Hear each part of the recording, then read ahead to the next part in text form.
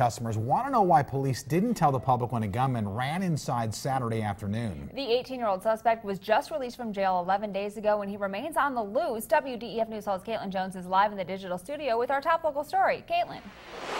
That's right. If you were inside Hamilton Place Mall around 5:30 on Saturday evening, you probably had no idea a gunman was on the loose inside.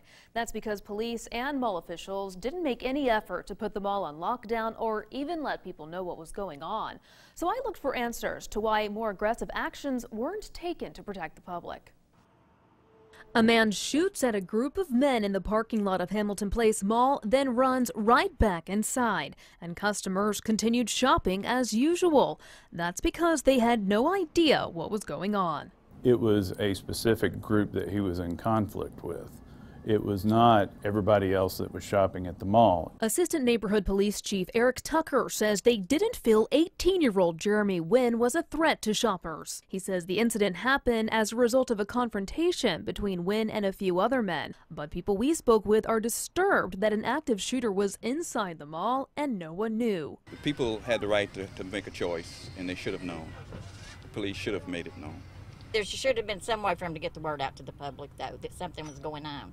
Because I would imagine at that time there were still other people going in and out of the mall. Tucker says their focus was on finding the suspect. But at that particular time, they had a job to do, and that job was not to be the PIO. Their job was to be the officer inside the mall doing their job. Tucker says they were quickly able to determine that the shooter had left the mall through security footage, and they did a sweep of the entire area just to be sure. When I went to get more answers about the shooting on Saturday, mall security told the media to get off the property. They didn't even send out a statement until 2 days later. The statement says this was an isolated incident, which we take very seriously. We will continue to work with police. One of our top priorities is to provide an enjoyable shopping experience. Could a different response have happened? Sure.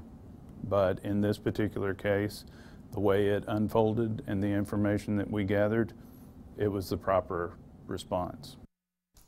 And Wynn is still wanted on charges of felony, reckless endangerment, disorderly conduct, and possession of a firearm with intent to go armed. If you have information about where he is, contact the Chattanooga Police Department. Live in the digital studio, Caitlyn Jones, WDEF News 12. All right, thank you, Caitlyn. Well, a hostage drama ended with a